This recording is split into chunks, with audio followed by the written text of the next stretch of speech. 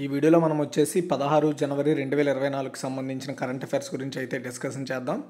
ఈ video end వరకు చూడండి, చాలా ఇన్ఫర్మేషన్ అయితే ఉంది. ఇది 16వ తారీఖు సంబంధించిన కరెంట్ అఫైర్స్, ఇది పెండింగ్ కరెంట్ అఫైర్స్. కాబట్టి ఈ వీడియో ఎండ్ వరకు చూస్తే మీరు ఆ 16వ తారీఖు జరిగిన అంశాల గురించి తెలుసుకోవడానికి అవకాశం అయితే ఉంటుంది. ఫస్ట్ క్వశ్చన్ చూసుకుంటే 2013-14 నుండి 2022-23 వరకు 9 సంవత్సరాలలో భారతదేశంలో ఎన్ని కోట్ల మంది బహుమతీయ పేదరికం నుండి బయటపడ్డారు? ఆన్సర్ వచ్చేసి 24.82 కోట్లండి. సో నీతి ఆయోగ్ రీసెంట్గా ఆయోగ్ చర్చ అనే పత్రాన్ని రిలీజ్ చేసింది. ఆ పత్రంలో ఏం చెప్పుకొచ్చిందంటే, సో 2013 నుంచి 2013-14 ఆర్థిక సంవత్సరం నుంచి 2022-23 వరకు కూడా గడిచిన 9 ఇయర్స్లో ఇండియాలో 24.82 కోట్ల మంది బహుమతీయ పేదరికం నుండి బయటపడ్డారని, ఉత్తరప్రదేశ్, బీహార్, మధ్యప్రదేశ్లో అత్యధికంగా క్షీణత నమోదైందని, నీతి ఆయోగ్ చర్చాపత్రం ప్రకారం భారతదేశంలో బహుమతీయ పేదరికం 2013-14లో 29.17% నుండి 22-23లో 11.28%కి తగ్గిందని చెప్పారు. ప్రతి సంవత్సరం 2.75 కోట్ల మంది బహుమతీయ పేదరికం నుండి బయటపడ్డారట. నీతి ఆయోగ్ ప్రకారం జాతీయ బహుమతీయ పేదరికం 3 కోణాల్లో కొలిచారు. ఒకటి ఆరోగ్యం, ఇంకోటి విద్య, అండ్ థర్డ్ వన్ వచ్చేసి జీవన ప్రమాణాలు. వీటిని పరిగణలోకి తీసుకొని సో ఆ పేదరికానికి సంబంధించిన రీసెర్చ్ని అయితే చేశారు వీళ్ళు. తర్వాత సెకండ్ వన్, ఏ టైగర్ రిజర్వ్లో కొత్త జాతి అయిన సీతాకోకచిలుక జాతి అయిన సెగరటీస్ మేఘమలైనెన్సిస్ కనుగొనబడింది? ఆన్సర్ వచ్చేసి శ్రీ విల్లిపుత్తూరు మెగమలై టైగర్ రిజర్వ్ అండి.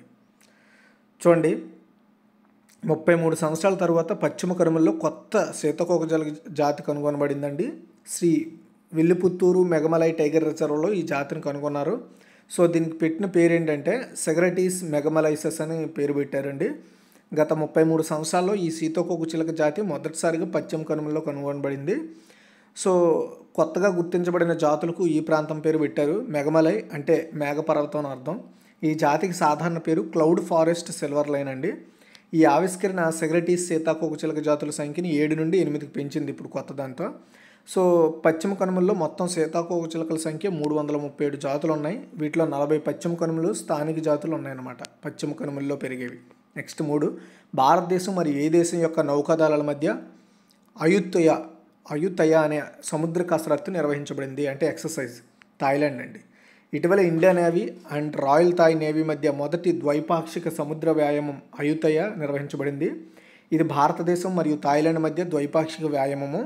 ఈ నౌకాదళ విన్యాసాల్లో స్వదేశీయంగా నిర్మించిన భారత నౌకాదళ నౌకలు కులిష్ మరియు ఇన్ఎల్సియు 56 పాల్గొన్నాయన్నమాట ఇందులో.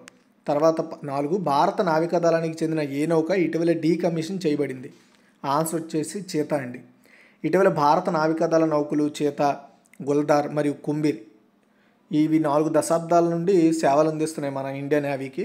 ఇప్పుడు ఆ మూడింటిని కూడా సో డీకమిషన్ చేశారు. డీకమిషన్ అంటే ఇంకా అవి వాడరు అనమాట, ఇంకా అవి అంటే వాటి విధుల నుండి వాటిని తొలగించారని అర్థం డీకమిషన్ అంటే. ఓకేనా? సో అయితే 3 నౌకలకు చెందిన జాతీయ జెండా, నౌకాదళ చిహ్నం, డీకమిషన్ పెండెంట్లను చివరిసారిగా వీటికి అందించి దించడం జరిగింది. సో పోలాండ్లోని డినియా షిప్యార్డ్లో చిరుత మీన్స్ చీతా, గుల్ధార్, కుంబీర్ నిర్మించారు. ఈ నౌకలు వరుసగా 1984, 1985, 86లో భారత నౌకాదళంలో ఇంట్రడ్యూస్ చేశారు. అప్పటి నుండి ఇప్పటివరకు పనిచేస్తూనే ఉన్నాయి అవి. తర్వాత 5, భారత నౌకాదళంలో డైరెక్టర్ జనరల్ ఆఫ్ నేవల్ ఆపరేషన్స్గా ఎవరు నియమితులయ్యారు? ఆన్సర్ వచ్చేసి వైస్ అడ్మిరల్ ఏఎన్ ప్రమోద్ అండి. Vice admiral A N Pramod naval operations director జనరల్గా అపాయింట్ అయ్యారు. ఏఎన్ ప్రమోద్ 1990లో ఇండియన్ నేవీకి అపాయింట్ అయ్యారు. అతను గోవాలోని నేవల్ అకాడమీలో 38వ ఇంటిగ్రేటెడ్ క్యాడెట్ కోర్స్ యొక్క పూర్వ విద్యార్థి అండి. నెక్స్ట్ 6, వరల్డ్ ఎకనామిక్ ఫోరం యొక్క 5 రోజుల 54వ వార్షిక సమావేశం ఎక్కడ నిర్వహించబడింది? ఆన్సర్ వచ్చేసి దావోస్ అండి. వరల్డ్ ఎకనామిక్ ఫోరం యొక్క 5 రోజుల 54వ వార్షిక సమావేశం 15 జనవరి 2024 నుండి స్విట్జర్లాండ్లోని దావోస్లో జరిగింది.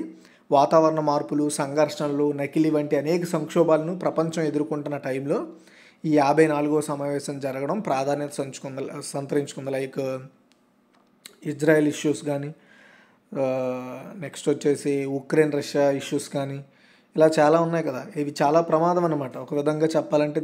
ప్రపంచ ఆర్థికపరమైన ఇష్యూస్ అంటే ఇతర దేశాలు కూడా వాటి వల్ల ఇబ్బంది పడతాయి. సో అలాంటి టైంలో ఈ మీటింగ్ అనేది జరగడం జరిగింది. అయితే ఈ సంవత్సరం ఈ మీటింగ్కి ఒక థీమ్ పెట్టారు, రీబిల్డింగ్ ట్రస్ట్. ఓకేనా. అండ్ ఈ WF అధ్యక్షుడు బోర్గే బ్రెండే ప్రకారం ఈ మీటింగ్ అత్యంత సంక్లిష్టమైన సవాలుతో కూడిందట. అండ్ 54వ సమావేశంలో వివిధ దేశాల నుంచి 2800 మందికి పైగా నేతలు పాల్గొన్నారు. వీరిలో 60 కంటే ఎక్కువ దేశాలు ప్రభుత్వాల అధిపతులే ఉన్నారు. ఈ సమావేశానికి భారత్ తరపున 3 కేంద్ర మంత్రులు స్మృతి ఇరానీ, అశ్విని వైష్ణవ్ అండ్ హర్దీప్ సింగ్ పూరి పాల్గొన్నారు. 3 కేంద్ర మంత్రులతో పాటు 3 రాష్ట్రాల ముఖ్యమంత్రులు కూడా భారత ప్రతినిధి బృందంలో పాల్గొన్నారనమాట. అందులో మహారాష్ట్ర ముఖ్యమంత్రి ఏక్నాథ్ షిండే, తెలంగాణ ముఖ్యమంత్రి రేవంత్ రెడ్డి, కర్ణాటక ముఖ్యమంత్రి సిద్ధరామయ్య పాల్గొన్నారు. మిగతా రాష్ట్రాల నుండి ఆ రాష్ట్ర అధికారులు అయితే మంత్రులు పాల్గొన్నారు. And RBI governor Shaktikant Das కూడా ఈ మీటింగ్లో పార్టిసిపేట్ చేయడం జరిగిందండి. ఓకేనా.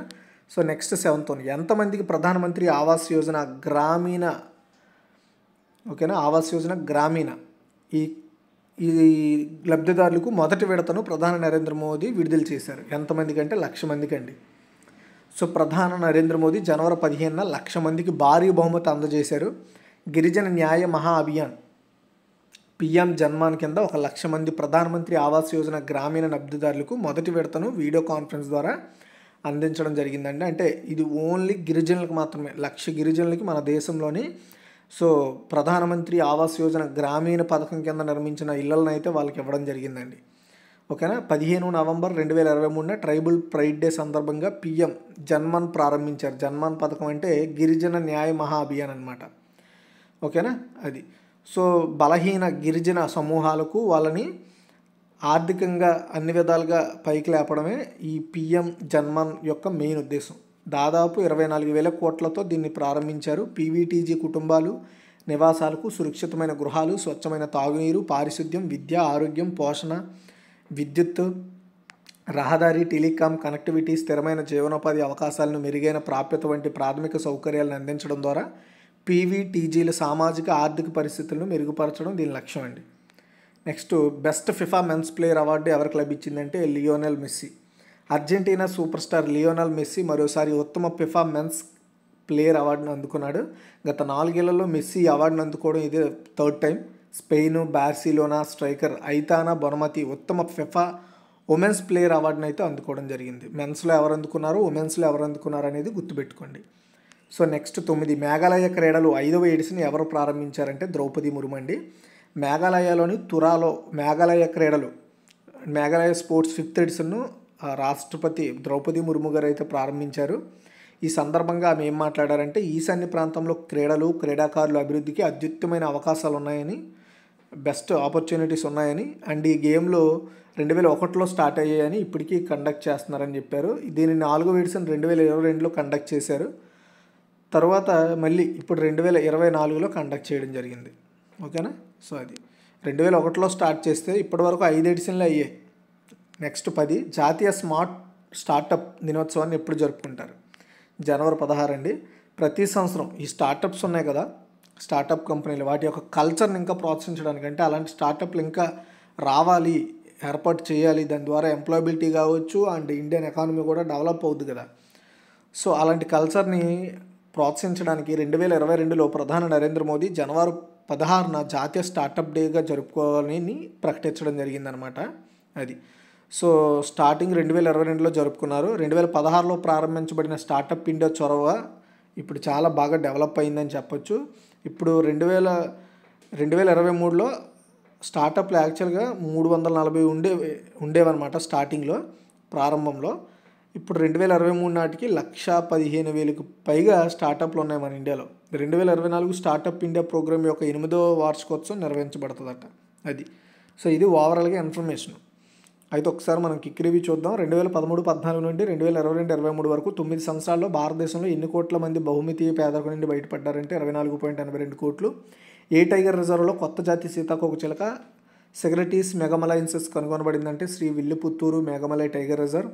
భారతదేశం మరియు ఏ దేశం యొక్క నౌకాదళాల మధ్య అయుతయ అనే సముద్ర కసరత్తు నిర్వహించబడింది అంటే థాయిలాండ్ అండి. భారత నావికాదళానికి చెందిన ఏ నౌక ఇటీవల డీకమిషన్ చేయబడిందంటే చేత. భారత నౌకాదళంలో డైరెక్టర్ జనరల్ ఆఫ్ నేవల్ ఆపరేషన్స్గా ఎవరు నియమితులయ్యారంటే వైస్ అడ్మిరల్ AN ప్రమోద్. తర్వాత వరల్డ్ ఎకనామిక్ ఫోరం యొక్క 5 రోజుల 54వ వార్షిక సమావేశం ఎక్కడ నిర్వహించబడిందంటే దావోస్. ఎంతమంది ప్రధానమంత్రి ఆవాస్ యోజన గ్రామీణ లబ్ధిదారులకు మొదటి విడతను ప్రధాని నరేంద్ర మోదీ విడుదల చేశారు. అది కూడా ఒక విషయం మీరు గుర్తుపెట్టుకోవాలి, గిరిజన న్యాయ మహా అభియాన్ పథకం కింద ఇచ్చారు. ఈ లక్ష ఇల్లులు కూడా ఈ పథకం కింద ఇవ్వడం జరిగింది. ఇది ఏ పథకాన్ని బేస్ చేసుకొని? ప్రధానమంత్రి ఆవాస్ యోజన బేస్ చేసుకొని. అంటే ఈ గిరిజన న్యాయ మహా అభియాన్లో వన్ ఆఫ్ ది పార్ట్ అనమాట, ఉండడానికి గృహాన్ని ప్రొవైడ్ చేయడం. ఓకేనా?